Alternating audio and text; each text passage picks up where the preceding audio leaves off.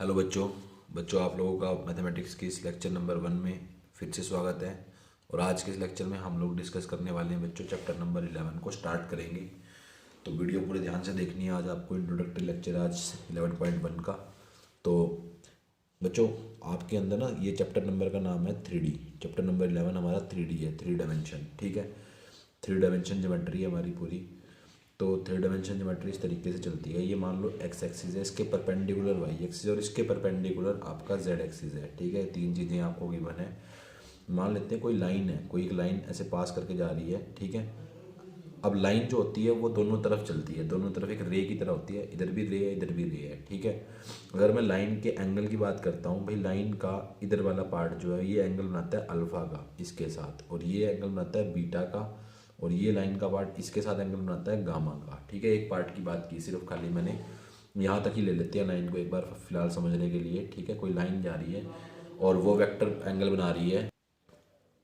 तो आपका देखो एंगल दिए हुए हैं, जो लाइन का एंगल है ना, लाइन एंगल एक्स एक्सिस के साथ, वाई एक्सिस के साथ और जेड एक्सिस के साथ बना रही है, वो अल्फा बीटा और गामा है। ठीक है, अगर आप इनका ना कोस की वैल्यू निकाल लेते हो, जैसे कोस अल्फा निकाल लेते हो, कोस बीटा निकाल लेते हो और कोस गामा निकाल लेते हो, तो उनको बोलते हैं डायरेक्शन कोसाइन। क्या बोलते हैं? डायरेक्शन कोसाइन बोलते हैं।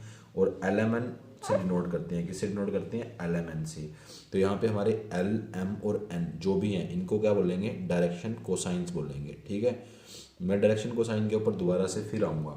डायरेक्शन कोसाइन क्या है बच्चों? कोस अल्फा, कोस बीटा और कोस गामा, ये आपके डायरेक्शन कोसाइन है। ठीक है, एक रिलेशन भी होता है बच्चों, वो भी आपने ध्यान रखना है कि जो एल स्केयर है, एम स्केयर और एन स्केयर है वो इक्वल टू 1 होता है। ठीक है, ये भी आपने ध्यान रखना है। ये दो बातें आपने ध्यान रखनी है कि अगर आपको एंगल गिवन है लाइन का एक्स एक्सिस के साथ, वाई एक्सिस के साथ और जेड एक्सिस के साथ, तो कोस लगा के आप उनके डायरेक्शन कोसाइन निकाल सकते हो।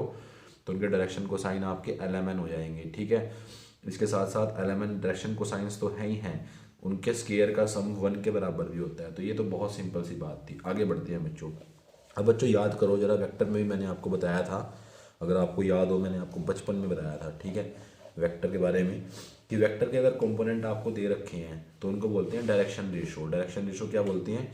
जो अगर वेक्टर के कंपोनेंट हैं, डायरेक्शन रेशो क्या होते हैं? वेक्टर के कंपोनेंट ऑफ वेक्टर। जैसे मान लो आपको कोई वेक्टर दे रखा है, मान लो इस तरीके से दे रखा है 2 आई कैप, 3 जे कैप और 4 के कैप। तो जो आपके 2, 3 और 4 है ना, इनको क्या बोलेंगे? डायरेक्शन रेशो बोलेंगे। क्या बोलेंगे? Direction ratio. जो डायरेक्ट वेक्टर के कंपोनेंट है उनको डायरेक्शन रेशो बोलते हैं। और एक और चीज़ दोबारा से फिर से आ रहा हूँ, मैंने कहा था डायरेक्शन कोसाइंस पे मैं फिर से आऊँगा। डायरेक्शन कोसाइंस अगर आप इसको एक यूनिट वेक्टर बना देते हो, यूनिट वेक्टर बनाने के लिए आपको क्या करना पड़ेगा? इसको इसके मैग्नीट्यूड से डिवाइड करना पड़ेगा। तो अगर आप इसको इसके मैग्नीट्यूड से डिवाइड कर देते हो, 4 + 9 + 16, ठीक है, √29 से, तो ये आ जाएगा 2 आई कैप अपॉन में √29 + 3 जे कैप अपॉन में √29, 4 के कैप और √29। ठीक है, तो जब अब इसके कंपोनेंट बने हैं, अब एक यूनिट वेक्टर बनने के बाद अब इसके कंपोनेंट क्या बने हैं? 2 अपॉन में 29 का रूट, 3 अपॉन में 29 रूट, 4 अपॉन में 29 रूट। तो अब जो कंपोनेंट बने हैं उनको क्या बोलेंगे? डायरेक्शन रेशो बोलेंगे। क्या बोलेंगे? डायरेक्शन रेशो बोलेंगे, सॉरी डायरेक्शन कोसाइन बोलेंगे। क्या बोलेंगे? Direction cosines. क्या बोलेंगे? Cosines, direction cosines. कहने का मतलब जो डायरेक्ट वेक्टर के कंपोनेंट है डायरेक्शन रेशो में, और जो यूनिट वेक्टर बनने के बाद कंपोनेंट है वो डायरेक्शन कोसाइन है। ठीक है, ये वही चीज़ है जो मैंने पहले आपको बताई थी, वो मैंने दूसरे तरीके से निकाला था। एल एम और एन ही है ये बच्चों, इसमें कंफ्यूज नहीं होना। और या फिर आप इसको कह सकते हो भाई कोस अल्फा, कोस बीटा और कोस गामा ही है ये। ठीक है, एक ही चीज़ है, चाहे किसी तरीके से निकाल लो। अगर एंगल गिवन है तो आप cos alpha, cos beta, cos gamma करके निकाल सकते हो। अगर आपको वेक्टर गिवन है तो आप उसका कैप बना के फिर निकाल सकते हो। तो बड़ी इंपॉर्टेंट चीज़ है, आगे तक आपको दुख दर्द और तकलीफ देती रहेंगी अगर आपने समझी नहीं इनको। ठीक है, नहीं समझा तो आगे तक दुख दर्द तकलीफ आपको मिलती रहेगी इनसे। आगे बढ़ते हैं बच्चों। बच्चों अगले पे चलते हैं नेक्स्ट क्वेश्चन के ऊपर। तो जो नेक्स्ट क्वेश्चन है बच्चों वो हमारा नेक्स्ट क्वेश्चन को समझते हैं जरा। क्वेश्चन नंबर 1 देखो, एक्सरसाइज 11.1 डिस्कस करेंगे। 11.1 में क्वेश्चन नंबर 1 निकालो ज़रा बच्चों पहले। क्वेश्चन नंबर 1 अगर निकाल लेते हो आप 11.1 एक्सरसाइज में, पेज नंबर 467 के ऊपर है। तो उसमें क्या गिवन है आपको? आपको गिवन है अल्फ़ा दे रखा है 90 डिग्री का, बीटा गिवन है 135 डिग्री का और गामा गिवन है 45 डिग्री का। ठीक है, तो आपको एल एम एन निकालनी है, मतलब डायरेक्शन को साइंस निकालनी है। तो एल क्या होता है? कोस अल्फ़ा, और m क्या होता है कोस बीटा, और n क्या होता है कोस गामा। तो कोस 90 की वैल्यू कितनी है बच्चों, कोस 45, इसकी वैल्यू 1/√2 होती है। तो एक कंपोनेंट आ गया 1/√2, ठीक है।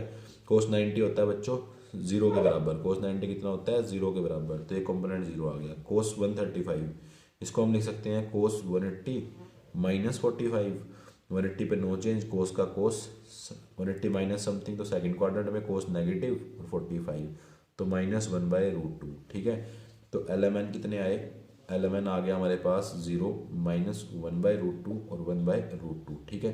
ये हमारे डायरेक्शन कोसाइन आ गए हैं, क्या आ गए हैं ये हमारे डायरेक्शन कोसाइंस, क्या आ गए हैं डायरेक्शंस कोसाइंस। क्लियर, उम्मीद है बच्चों ये आपको क्लियर है। इसके आगे बढ़ते हैं, फिर बोला find the direction cosine of a line which make equal angle with the coordinate axis. कह रहा है उस लाइन के डायरेक्शन कोसाइन आप निकाल के दिखाओ जो कोऑर्डिनेट एक्सिस के साथ इक्वल एंगल बनाता है, मतलब अल्फा बीटा गामा क्या है आपके इक्वल है। एक बात बताना बच्चों, अगर अल्फा बीटा गामा इक्वल है तो इसका मतलब LMN भी इक्वल होंगे, ठीक है। और आपको बच्चों बचपन में मैंने एक रिलेशन बताया था LM और N के बीच में कि ये इनका सम कितना होता है L² + M² + N² = 1 होता है, ठीक है। और अभी अभी पता चला कि अल्फ़ा बीटा और गामा तीनों बराबर हैं, तो तीनों बराबर हैं तो कोस अल्फ़ा कोस बीटा और कोस गामा भी बराबर होगा। और ये बराबर है तो इसका मतलब ये L था, ये M था और ये N था, तीनों ही इक्वल होंगे। और LMN इक्वल है तो इसका मतलब यहाँ पे आप M की जगह पे L ही लिख सकते हो, L ही लिख सकते हो बच्चों, ठीक है। तो ये आ गया 3L² = 1, यानी L² = 1/3, L = ±1/√3। क्लियर है, उम्मीद है ये बात आपको समझ में आ गई है, ठीक है। तो कंपोनेंट क्या आएंगे या डायरेक्शन कोसाइंस क्या क्या आएंगे, तो डायरेक्शन कोसाइंस आएंगे आपके ±1/√3 ±1/√3, क्योंकि तीन होते हैं ना वो, तो +-1/√3, ठीक है। तो ये चीज़ आपकी आ जाएगी, ये आपके डायरेक्शन कोसाइंस आ जाएंगे। उम्मीद है आपको समझ में आ गई है ये बातें। If A line has direction ratio this, direction ratio मान लेते हैं लाइन के क्या क्या है गिवन है नीचे, ध्यान से देखते हैं एक बार। डायरेक्शन रेशो लाइन के कितने हैं, पढ़ो ज़रा फटाफट एक बार उनको पढ़ते हैं बच्चों। थर्ड क्वेश्चन को देखते हैं। थर्ड क्वेश्चन में आपको ना लाइन के डायरेक्शन रेशो दे रखे हैं। डायरेक्शन रेशो बच्चों आपको लाइन के गिवन है, तो डायरेक्शन रेशो बेसिकली क्या होते हैं, कंपोनेंट ऑफ वेक्टर होते हैं। डायरेक्शन रेशो गिवन है तो आप उनसे डायरेक्शन कोसाइन बना सकते हो। कैसे बनाओगे, इसको आप किससे डिवाइड कर दोगे, इनके, इसका आप ना कैप बनाना है आपने, इसका आपने यूनिट वेक्टर बनाना है। तो यूनिट वेक्टर बनाने के लिए किससे डिवाइड करते हैं, यूनिट वेक्टर बनाने के लिए मैग्नीट्यूड से डिवाइड करते हैं। तो मैग्नीट्यूड आप निकाल लेना 18 का स्क्वायर 12 का स्क्वायर +4 का स्क्वायर, ठीक है।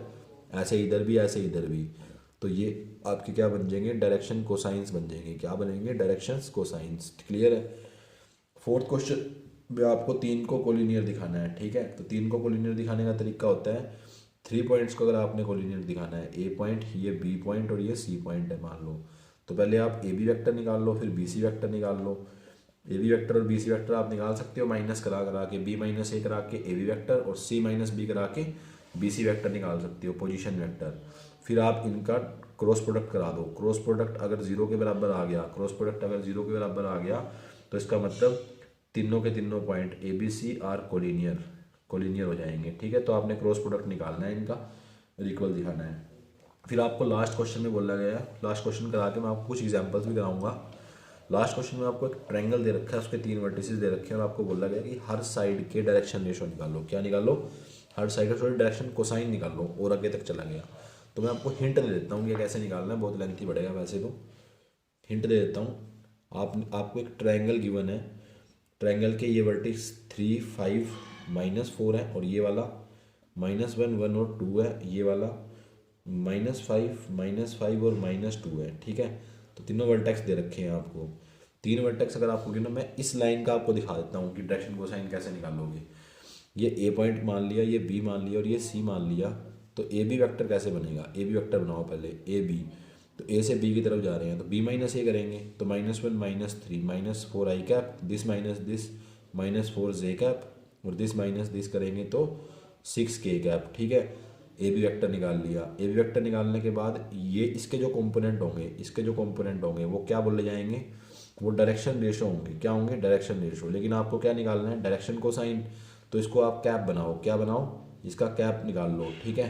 कैप निकालने का क्या तरीका है, कैप निकालने का बड़ा ही ईजी तरीका है कि आप मैग्नीट्यूड से डिवाइड करा दो, 16 + 16 + 36, ठीक है। वो आपका काम है कैसे कराना है आपने डिवाइड। तो जो ये आएगा ना, ये आपका आंसर आएगा।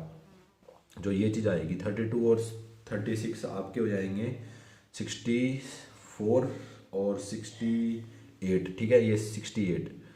तो ये आपका क्या बनेगा, ये आपके डायरेक्शन कोसाइंस बनेंगे। क्या बनेंगे, डायरेक्शन कोसाइन। डायरेक्शन कोसाइन क्या होते हैं, जब आपका वेक्टर कैप बन जाता है, यूनिट वेक्टर बन जाता है, तो उसके कंपोनेंट को डायरेक्शन कोसाइन बोलते हैं।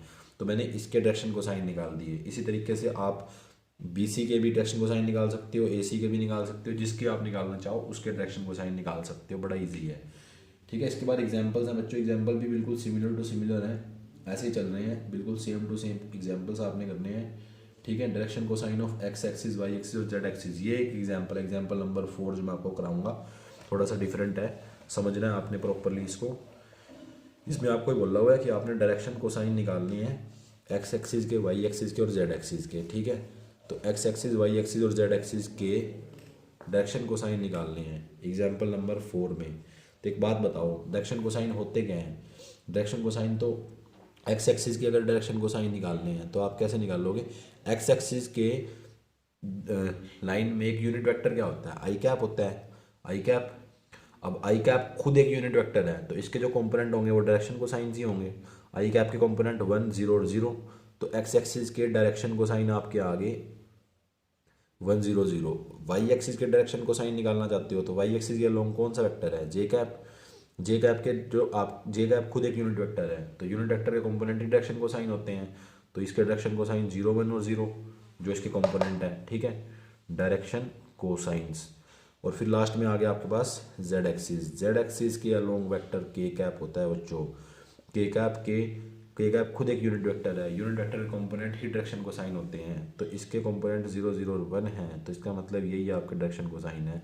तो एक्स एक्सिस के डायरेक्शन कोसाइन, वाई एक्सिस के और जेड एक्सिस के डायरेक्शन कोसाइन मैंने आपको बता दिया बच्चों आज की इस वीडियो को देखने के बाद आपका होमवर्क बनता है एक्सरसाइज 11.1 के क्वेश्चन नंबर 1 to 5 और साथ के साथ ही एग्जाम्पल्स, उसके पहले के एग्जाम्पल्स 1 to 5 तक ही आपने एग्जाम्पल करने हैं, ठीक है बच्चों।